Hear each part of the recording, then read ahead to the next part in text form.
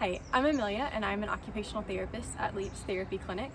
Today we are back with another occupational therapy video because it's actually Occupational Therapy Month during April.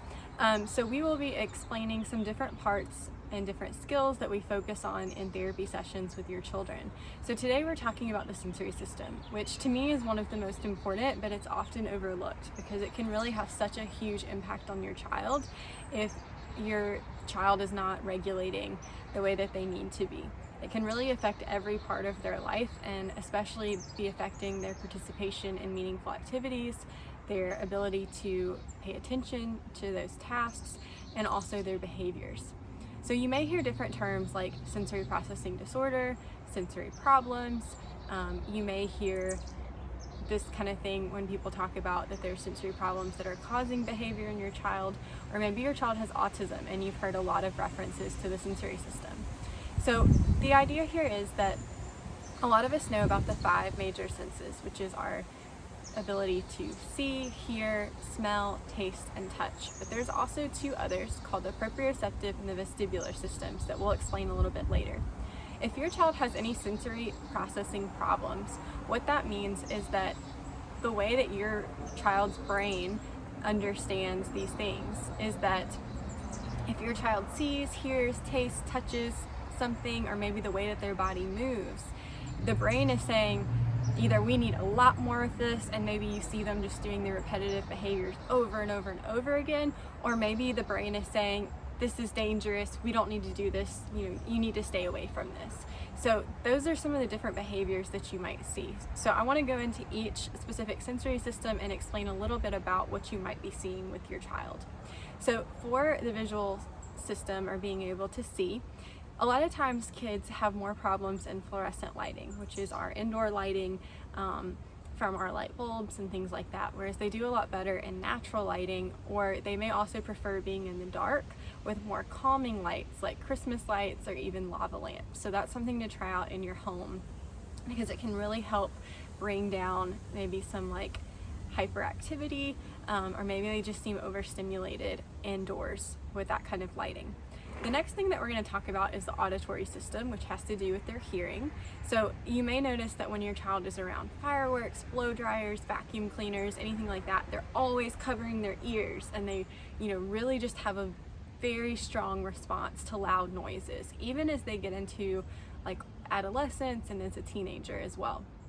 Now, on the other end of that, you may also see kids who hardly ever respond to their name, or maybe they play the TV really loudly and you're like, this is just so loud, you need to turn it down, but that's what they seem to always gravitate towards. So those are a couple examples of things that you could see when it comes to hearing.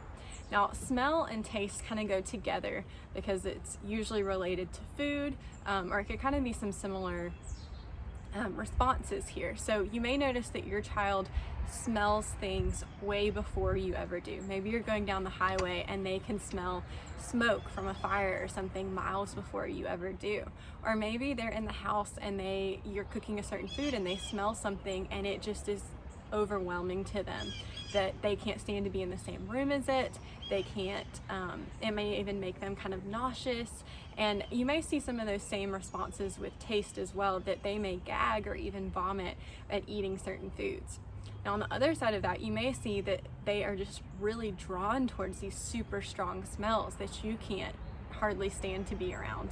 Or maybe they love extremely sour foods, or extremely salty or extremely sweet foods that you feel like you can hardly, manage to eat, but they can eat it over and over and over again.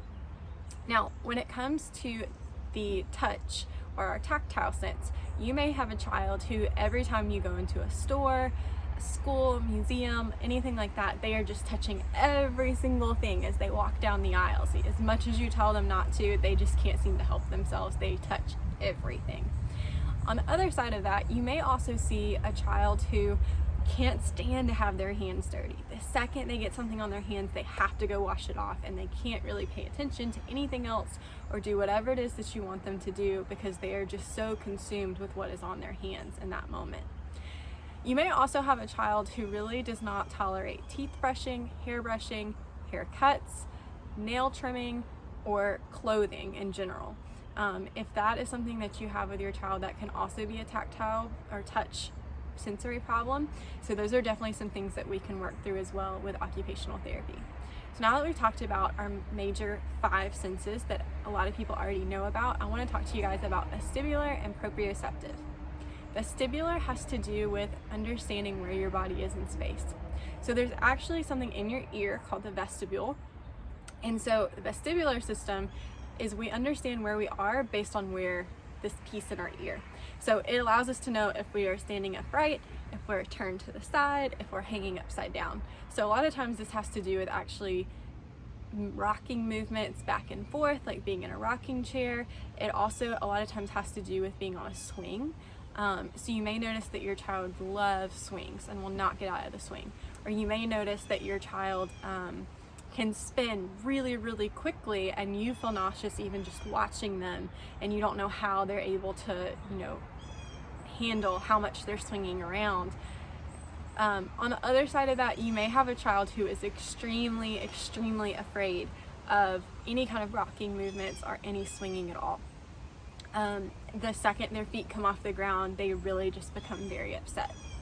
Okay, so that's our vestibular system, and our last one is the proprioceptive system, which has to do with understanding, again, where your body is in space, but this time it has to do with getting that input from our muscles and joints. So a lot of times this has to do with movements like jumping, or things where we're like weight bearing and really putting our weight like down on all fours through our arms and legs, doing like animal walks.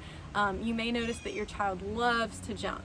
Or you may notice that your child really calms and does well with like deep pressure, massages, or like deep hugs. All of those things have to do with the proprioceptive system, and this is a really important one because it can really help with calming your child. So that's a little bit about the sensory system. If you feel like any of this applied to your child, then I encourage you to come talk to us for an occupational therapy screener or evaluation. We are currently doing free screeners via teletherapy, which is either on a computer, phone, or tablet. I would love to talk through some of the things that are affecting your child so we can help to work through it and make some of these everyday activities a little bit easier. Like I talked about with the toothbrushing, the clothing, getting haircuts, those types of things. Or maybe it's just helping come up with some appropriate activities for your child so we're not jumping or spinning all day long. Because if we can really get a handle on some of these things with the sensory system, you will see some big improvements in your child's participation and engagement in activities, their attention span, and their overall behavior. If a child isn't regulated, a lot of times you may even see kind of some aggressive behavior, or where they're acting out, or they may throw themselves at the wall or throw themselves onto the floor. So we really want to come up with fun and appropriate ways for them to put all of that energy in. So that's it for today. Please contact us if you have any questions or if you're interested in that screener, and we will see you next time. Bye.